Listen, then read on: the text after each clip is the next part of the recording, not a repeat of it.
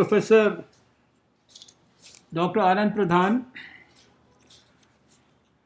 Professor Sanjay Dwivedi, Director General of Indian Institute of Mass Communications, Shri K. Satish Nambudri Padji, Additional Director General, Administration for the Indian Institute of Mass Communications. Thank you for your kind words regarding me. Professor Surbhi Daya, convener of this program, and also my friend from long back, Professor Dr. Pramod Kumar, co-convener of the program, who has been covering health for quite some time during my early years in public life, so I know him since then. And all the young, I would call you the future of India. It's means although journalists and media, this is a fourth pillar of democracy, but I consider that this fourth pillar is the most important pillar, maybe even more important than the pillar that governs judiciary, executive, and the political field to which I belong right now. But I, with my own experience of whatever I have spent in my public life in the last 27 years or so, feel that you are probably the most important pillar of democracy. If you desire, if you plan, if you have a vision, and if you put your heart and soul into what you are supposed to be doing, you can deliver the richest of dividends for the country. That is what I personally feel. So, first of all, let me thank all of you at the Indian Institute of Mass Communication. Though I have a great feeling for journalists, and if anybody has to ask me who are your most dear people after your family members in your life, so if I have to tell you very honestly, my most dear people have been in the last 3 decades or so, they have been the journalists.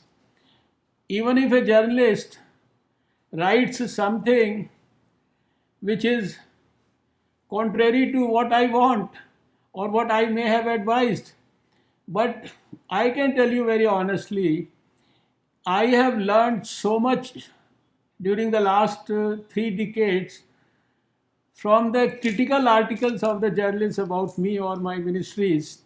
That's how I look at journalism. And you are, for me, some of the most dear people in my life. And before I talk, I know the limitations of time. Before I talk and give you a brief overview of what we have been doing together for COVID during the last 11 months, I have to personally express my deepest sense of appreciation and tributes to the great work that you have done over the past 10, 11 months. And all through, at all forums in in the whole 10 months, even at the international forums of World Health Organization and many other international UN partners, at every forum I have said that my list of COVID warriors includes the journalists very high in the order. And I know and I have seen from the closest of quarters while visiting hospitals, while visiting COVID wards, while being part of many activities which are very difficult to attend in these COVID times. And of course, in all my activities that I have been part of in the last 10 months, I find the journalists are there around me, around that activity, and working at ground zero, working round the clock, and reporting to the people of India, to the people of the whole world, what's happening on the ground. And unfortunately, we have even lost some of our very dear journalists during this COVID time. And I think even in the last few days or so, 1 or 2 weeks itself, we lost some 3 journalists around Delhi, in Delhi. I have to first of all pay my heartfelt tributes to the memory of those whom we lost, and of course to all COVID warriors through you, and you are all going to be the budding warriors for a new India, which Prime Minister Modi ji has a very strong, cherished dream of delivering a new India to every Indian by 2022, where we can bring back smile on everybody's face. We can impart good quality health and education and nutritional support to every child, and we can ensure that there is dignity restored for every woman, and of course for every senior citizen, and we have humanism and nationalism prevailing all around in plenty. That's what is the dream of our Prime Minister, and I can see that all of you, the young journalists of tomorrow, you have to play a very big role in this particular field. Shri Satish ji just now, while introducing me, talked about polio-free India, and incidentally, it brought back to me a huge number of memories of my early months of my public life, when I had started my public life in the month of December in 1993. And on 20th of December 1993, I was blessed by God at a function in Maulana Azad Medical College to start dreaming about a polio-free India preceded by a polio-free Delhi. That was a very big dream at that time. Most of the people, including me, felt it's a very, very tall order. We were home to 60% of the polio cases of the whole world.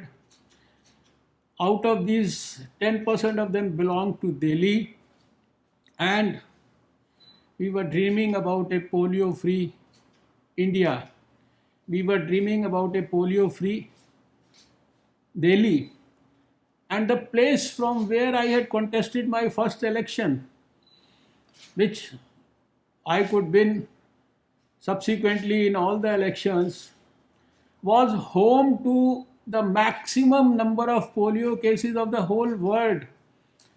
And that was the time when I started working for the Pulse Polio program in consultation with the Indian Academy of Pediatrics, being helped by WHO, UNICEF, hundreds of organizations like the Rotary International, my own Vichar Parivar people, etc., etc.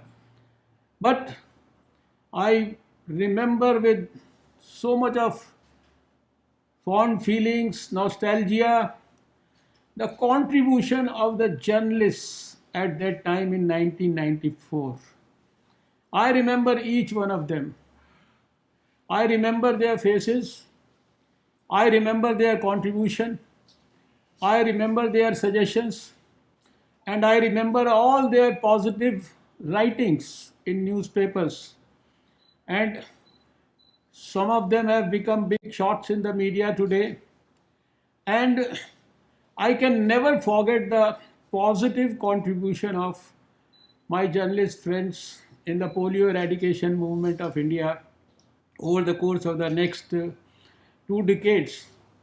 And I can very proudly say, and I would use this occasion to express my gratitude to all of you, and through you to all those great journalists who were instrumental in putting their contribution for helping us in developing that first successful pulse polio program in Delhi on 2nd of October 1994.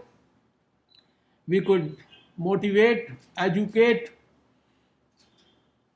millions of women to bring their children to the polio kendras. And in the first instance itself, we got success to the extent that the whole program was next year emulated by the whole country. And when the country's journalists joined in making the Delhi program a successful national program, and it was a contribution from each and every journalist all across the country, even in the remotest part of the country, that we got a successful National Immunization Day in 1995. And when India could do it for the first time, because India being home to 60% of the polio cases of the whole world, many big countries and even Africa, they said, if India can't take up this movement, if India can't do anything, how can we do it?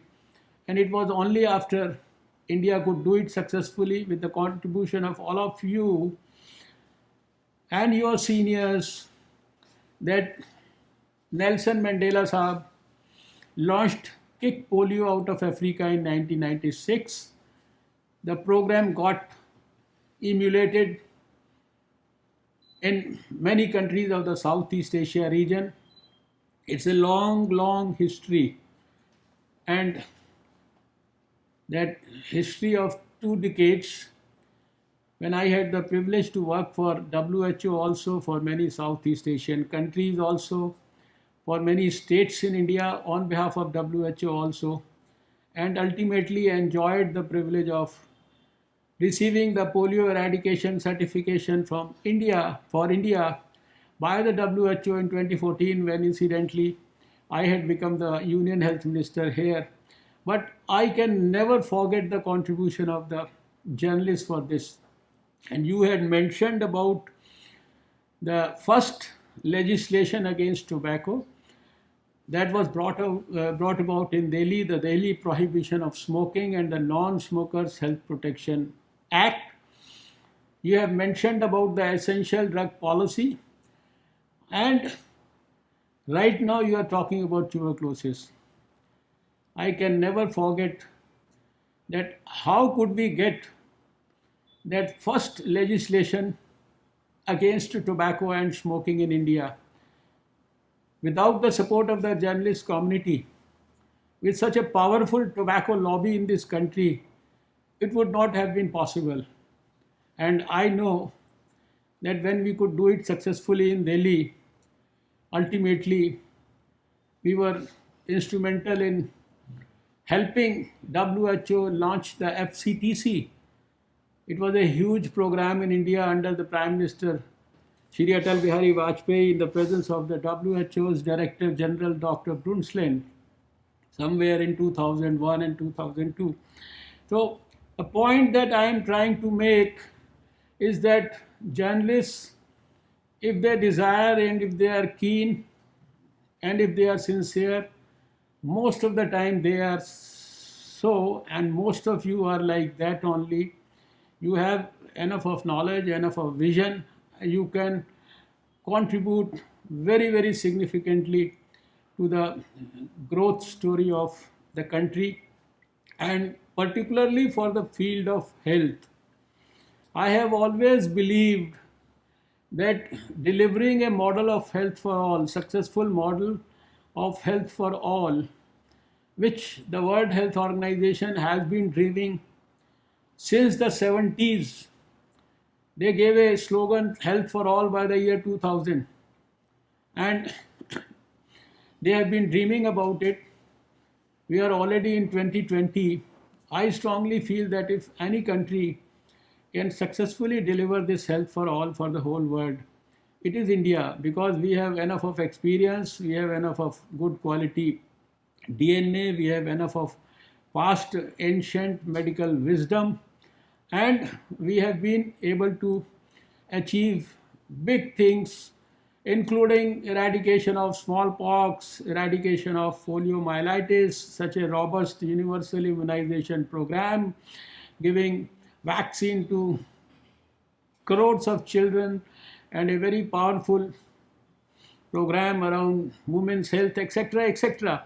So this is where I see, and right now, for me, the most ambitious target is to eliminate tuberculosis by 2025. And I'm sure that if the journalists of India will take up tuberculosis elimination program as their own program, and if they would also develop a dream like us in the health ministry and blend their dream with our dream, we should be able to see a eliminated tuberculosis from our country by 2025. This you can take up as my appeal for this program, using this opportunity to basically uh, ask you to be contributing your the might of your pen, because ultimately your pen is more powerful than the pen of anybody, whether a politician or a judiciary person or an executive person. This is what I feel, because you can revolutionize thinking, you can change the attitude of people, you can convert all negativity into positivity, and you also have the potential, unfortunately, to convert positivity into negativity also, because though there are laudable initiatives where we hear about programs like Better India, India which is progressing so fast. There are people who are uh, painting the right picture before the whole lot of people, and there are, you see, people who always love to find out the worst and then paint that in their own way. So this is just to make a humble beginning, paying my tributes to your contribution that at least I have personally experienced over the years. And one more thing I would like to mention, that when I had launched the essential drug program of WHO in 1995 in Delhi, and this was then acclaimed by the WHO as the Delhi model, which was replicated by 12 states in India and a couple of countries in the whole world. We used to call our journalist friends and say that every 3 months I will call you, put everything in a most transparent manner before you, and I would like your suggestions, and you point out the deficiencies in it. So I had the support and the guidance of so many intelligent journalists at that time, and that is because of that I can recall those times also with a lot of great feelings. Well, coming back to COVID, you see, I personally feel that this COVID era, the year 2020, for me, I started my journey in the fight against COVID on 8th of January of this year. It was within less than 24 to 48 hours of the WHO receiving information from China about the these cases of pneumonia occurring in China, and they attributed them to a new coronavirus. In this ministry, in Nirman Bhavan, in this building itself, we had organized our first meeting of experts on 8th of January. And then from that 8th of January, today we are into the 11th month. It has been a long journey. You all have been a very active partner in this journey. And if I use the word that all journalists during this COVID times have probably become health journalists, or if I say that the journalists have also become COVIDized, like everyone else, it may not be an exaggeration, and because every major story in the news, whether on television, whether in the newspapers, or whether in the magazines, it is around COVID. And for me, that is a happy sign, because I have always felt that the journalists, they should have a special training around health journalism. They should have a special training around science journalism. And those who cover science, they will recall that when Shri Rajendra Prabhuji was alive, one of the most respected, senior, most science journalists of the country, I initiated, along with my ministry, training program for the journalists. We organized good quality workshops of science journalists in Delhi, and we organized them in Goa to acclimatize the journalists around science.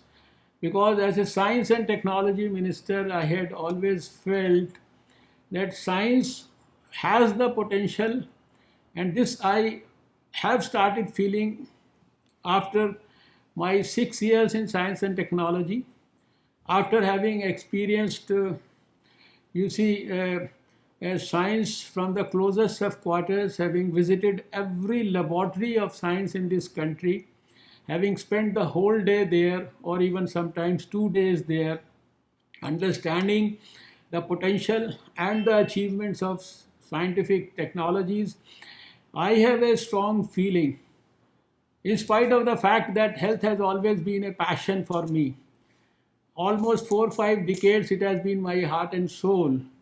But after having seen science from closest of quarters, I have always felt that science is getting the science and technology minister was the greatest blessing in disguise from our Prime Minister Narendra Modi ji. And I feel that science has the potential to solve every problem on earth, every issue that the human beings suffer from, every suffering that the poor people suffer from. Science has the potential to alleviate their sufferings.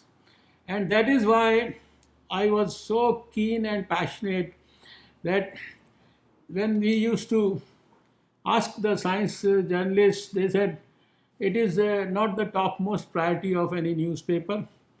We see, we write, but nobody picks up our stories so nicely or publishes them. So we try to institutionalize this mechanism of helping science journalists understand science in a much better way, so that they can communicate in a better way. We provide them access to the laboratories, institutionalize this training. And that is what I feel, where science and health journalism is so important, because health, public health, has the potential to deliver so much of good quality information, teaching, education to every person, that 90% of your health can be supported by prevention, positive health attitude, and of course, promotive health. This is what needs to be emphasized, stressed, and we have been trying to create a movement around this issue through the development of 1,50,000 health and wellness centers all over the country. I strongly feel that every young budding journalist should have good quality support for public health issues, for issues related to epidemiology and biostatistics.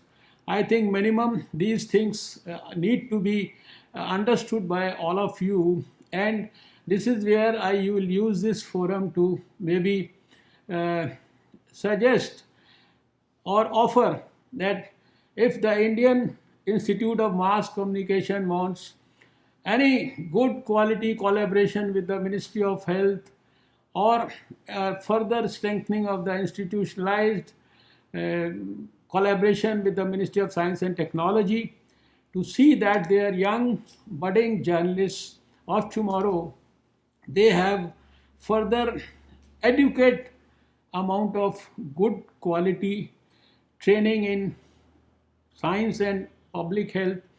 I think that would be a great boon for the country also. You, I was talking about the COVIDized journalists that we all have become during the course of the last 9 months. This 10 months journey has been very, very, I would say, very exhaustive, and so many things have happened during the course of these 10 months, from starting with point of entry surveillance, community surveillance, providing detailed advisories to the states, to the lockdown, to the Janta curfew, and to, as you mentioned, scaling up and upgrading and ensuring that a country which was lacking in everything during the initial stages, whether it was the PPEs or the N95 masks or the ventilators or the drugs or the testing kits or the labs, we are today self-sufficient in everything and in a position to export from a lab to over 2,100 labs, to the highest recovery rate in the whole world, to almost the lowest fatality rate in the whole world, to over 1 million tests per day, to having validated over 1,000 kits during the course of these 10 months, to having isolated the virus, being amongst the first few countries to do that, to have done genome sequencing of over 4,000 viruses, to have created biorepositories for almost 40,000 viruses, for ensuring that we can do good quality research, providing support and hand holding to hundreds of startups, and now to be marching ahead almost with as much success as anyone equally successful anywhere in the world into the vaccine development front. India has done remarkably well under Prime Minister Narendra Modi during the course of the last 10-11 months, and you have all been very strong partners in our uh, fight against COVID. And this moment, I would like to thank all those who have been instrumental. Though we have lost a number of people during this fight, we have lost a number of COVID warriors, we have lost even journalists, but ultimately we have quite a bit of learning for the future. And I would in fact use this occasion to make a couple of points that I thought it's because if I get into the history of COVID that you have wanted me to talk about, I can keep on and on and on, but you are all knowing about it. But as I mentioned a couple of things, I thought that let me share some of my inner thoughts which I could maybe talk to these young people. I mentioned that about my suggestion for training around epidemiology and public health and biostatistics, and also around this communication in science journalism, and then creating that institutionalized mechanism. And today I find that journalists are struggling to keep pace with the new developments. They have to explain to their readers the nuanced concepts like RO, case fatality versus infection fatality rates, randomized trials versus observational studies, etc., while covering the deluge of new research that is coming out. So it is truly a case of drinking from a fire hose. So I would, I am emphasizing these points because I want that the journalists of tomorrow, and especially when they are being built up in a very, very prestigious institution like Indian Institute of Mass Communication, should have so much of supportive activity to make them thoroughly skilled, thoroughly educated, and thoroughly experienced journalists around these very basic factors. Right now, I can see that this uh, uh, providing breaking news at breakneck speed is forcing journalists to basically feed news which is actually not healthy. And I think you will all agree with me, and this leads to unverified news coming into the public domain, which is actually dangerous. And this is what I feel, because as a health minister, if there is an unverified news which goes into the public domain, it can sometimes, rather than benefiting, it can cause a significant amount of damage. Sometimes that's the other side also. I would say that sometimes I find that the journalists are not being as critical as they could be in their reporting, and everything, including junk science, is getting airtime. Bad science combined with poor science communication and reporting is eroding public health in research. And this is what I have experienced during the course of the last 9-10 months. And then I have to say that journalists covering health need to have a healthy dose of skepticism and be able to make brave queries. Sometimes I think that the golden days of journalism are a thing of the past, when media houses could overturn governments. I am not asking you to start doing something to overturn our government, but I remember fondly the days of the 80s and the 90s, and some big newspapers I may not like to mention specifically, but that had showed the power of the journalists. I think that probably we don't see that right now. Pandemic or no pandemic, media needs to focus on public health as a domain for good journalism. This is my passion, this is the health, because I know health can deliver the maximum dividends for the society. As the media exhorts the government to increase the spending on public health, I exhort the media to train more and more journalists as public health journals. And this is where I think the contribution of the Indian Institute of Mass Communication, and of course we are there to offer all our wholehearted support. I said this earlier also, but even at the cost of repetition, I repeat, because that's going to be my passion area in 2021. I want to shift from COVID in 2020 to tuberculosis in 2021 all the time. And as Health Minister of India, my next focus is tuberculosis. And I call upon each media house to understand the danger posed by this killer infectious disease. Figures of the disease saying 40% of Indians have latent tuberculosis. If the government is reimagining TB care, so must the media come along with us in eradicating this evil. Then I have already acknowledged my contribution for polio, your contribution for the polio eradication of my dreams. Then another feeling that I want to share is that most of the working journalists have not been exposed to the public health concepts. And to give you an example, if a sports journalist needs to be able to distinguish a cricket ball from a baseball, then surely journalists reporting health must also be trained to discern.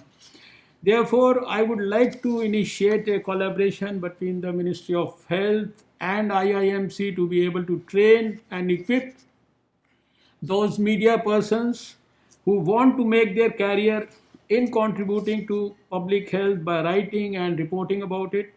It will be a great contribution to society. I am saying all this because they are all very, very strong, feelings that I have for many, many years. And to begin with, and keeping in mind the overall COVID appropriate behavior, this is the talk around the whole COVID is right now focused on COVID appropriate behavior. We want to make it a Jan Andolan. We want to make sure, because last 10, 11 months, I have come to the conclusion that if we have to fight COVID, it's not about these drugs or the repurposed drugs or the vaccines. They will help us in raising the immunity levels or taking care of those who got it. But this mask with a good quality coverage of the nose and the mouth all the time, even while speaking, and also the hygiene around this mask, not that we are using the same mask again and again for days and all, and even if it is dirty, we are using it. And then, of course, the social distancing, then, of course, the sanitation issues around hygiene of hands, and then the respiratory etiquettes, and then avoiding of these big gatherings. I think this COVID appropriate behavior, we can start with some kind of regular online interactions. And now, then, of course, today the biggest problem accosting us in this field is the lack of advocacy. And I feel that advocacy is not only the work of the government. No, it is equally the work of the media. And there, I think we need a good quality strengthening. Then I have to share one more experience that a few months ago, somewhere in the middle of the pandemic, I tweeted and asked the public to send me their CVs if they wanted to volunteer in the field of public health. I got some 2,000 responses, right? Out of which there were only 30 journalists. And they neither responded nor showed the inclination to find out why I was looking for volunteers. That surprised me a great deal. I feel that I want more and more of passionate people in the field of journalism, more particularly for health, either as writers or volunteers. So I thought I will use this occasion to make this point. Then, of course, I had mentioned this earlier also, that India has a tremendous growth story.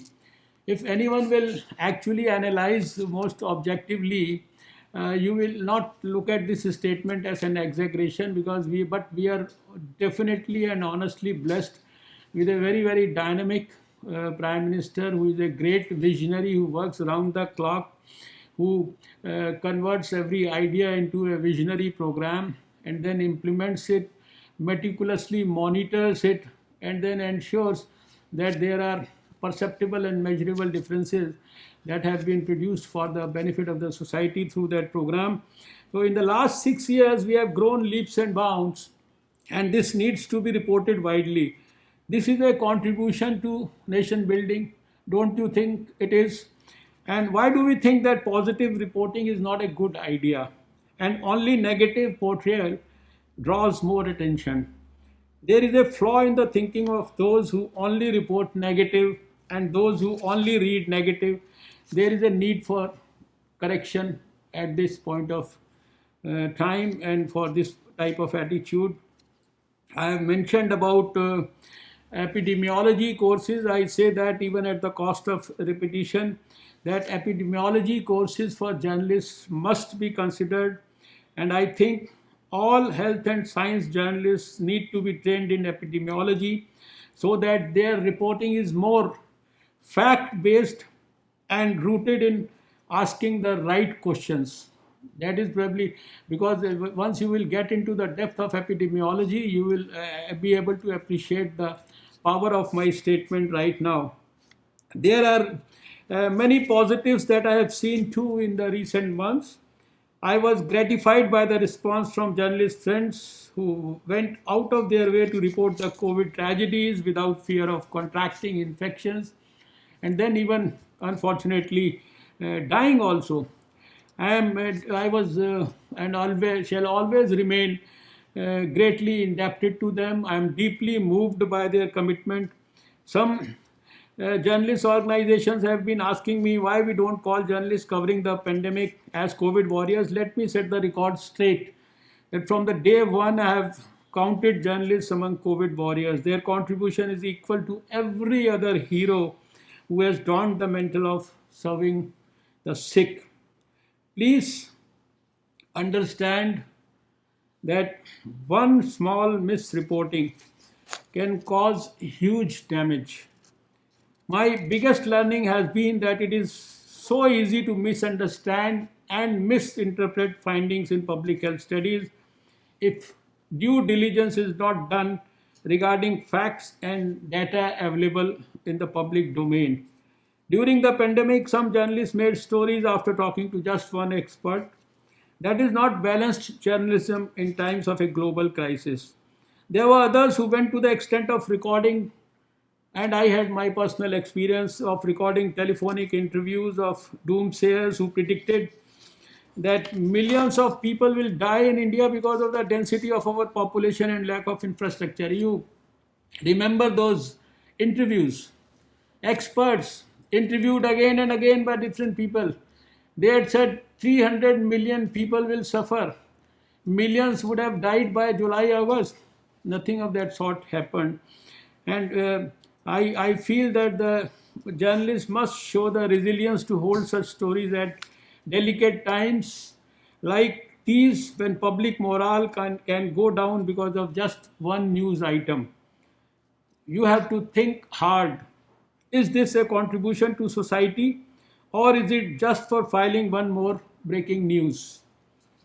Then I will once again recall the contribution of Shri Rajendra Prabhuji, who helped us in starting this course called Science Communicators with the help of the National Union of Journalists. And I want, after his departure from the scene, the Indian Institute of Mass Communication should take up this responsibility and institutionalize this particular activity. There is already, then there's another point that I want to make. I'm moving towards the fag end of my talk. There's already an infodemic amidst COVID-19, and it is hard for the public to filter the right information. If journalists add to this chaos, it would be a great disservice. Lessons from this course should help reporters to keep their stories factually correct and point out the possible shortcomings of the studies that are reported on. So, I am sure that my statements will not be taken otherwise, and everyone will try to look at them with an objective approach. And I therefore offer to become your guest facility. Otherwise, also, I have never been given the opportunity of even seeing your Indian Institute of Mass Communications in my last 26 years of public life, in spite of the fact that I have been friends to so many of your alumni and your senior people, and everybody who goes there becomes a director. They have been friends, but I have never had this opportunity. So I feel and I offer that I can become your guest facility. And I call upon Dr. Sanjay Dwivedi to call me more often so that as the health minister and a person with a medical background, I may share my views with intelligent and budding journalists. I know I have always been convinced that the brightest of ideas and the brightest of vision, it is always with the young people. And I am sure that these young budding journalists, they are really the future of India. And I shall also take up the matter of setting up a separate course on health journalism if Sanjay Dwivedi ji desires. So, and I can see my own selfish interest in this, that at least once I retire from politics, I will have some job in Indian Institute of Mass Communications ultimately.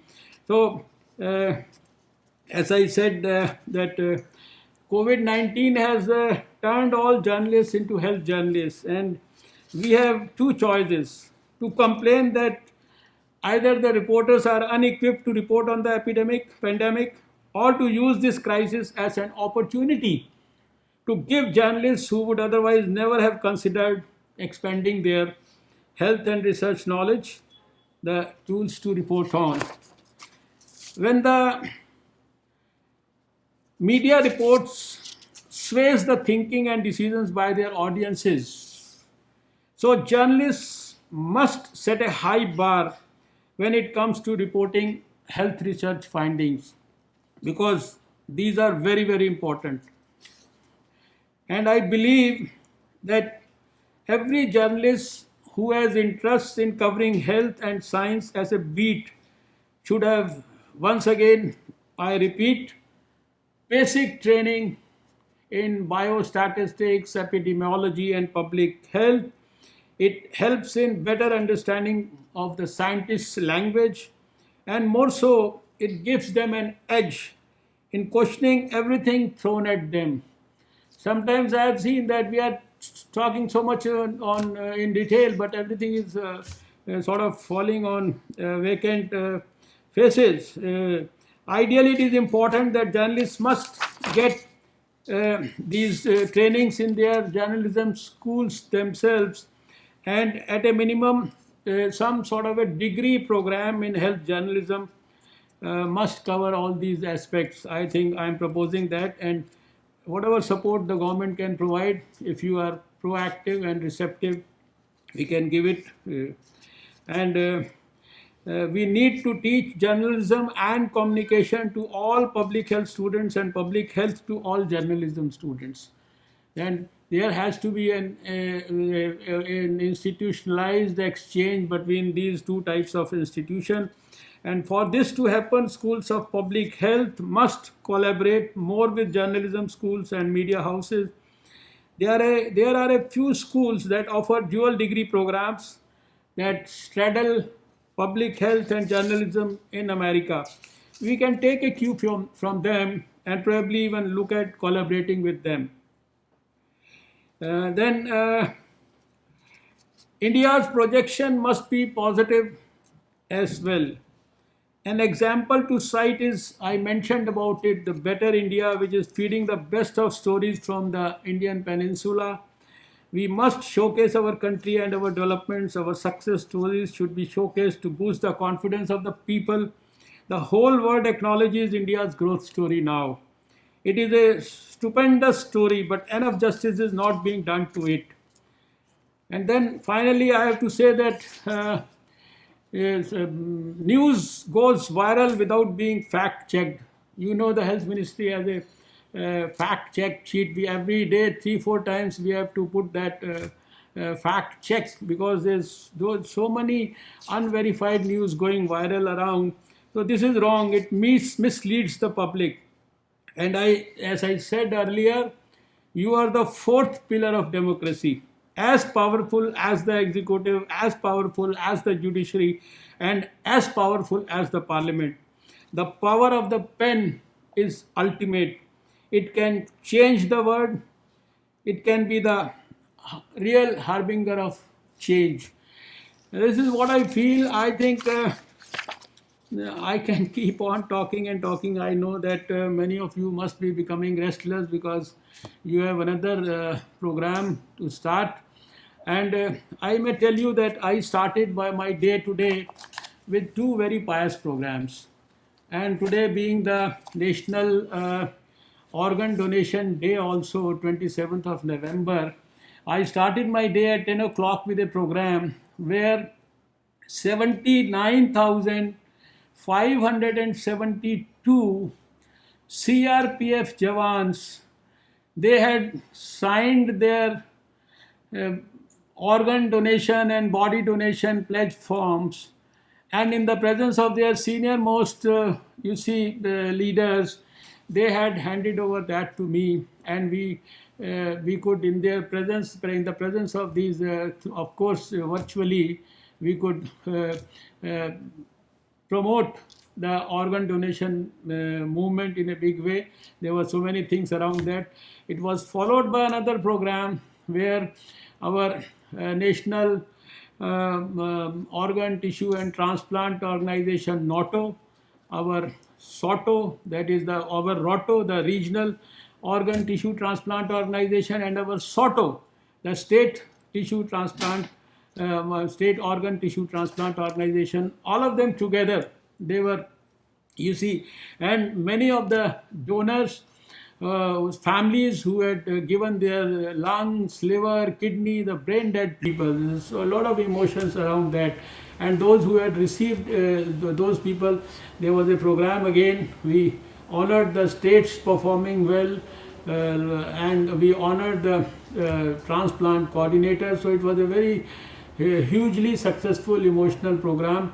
So for me, the day has been great day, because for the first time in my 27 years of public life, I have been invited by the Indian Institute of Mass Communication and being given the privilege of interacting with my dear 400 journalists of tomorrow, whom I want at least to become, they should know everything else, but they should all be knowing public health and science in great detail.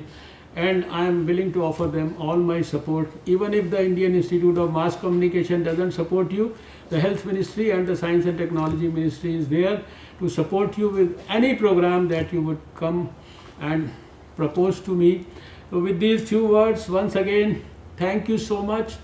I wish you all good health for your families, for your friends, for your colleagues, and for all those who run the Indian Institute of Mass Communication.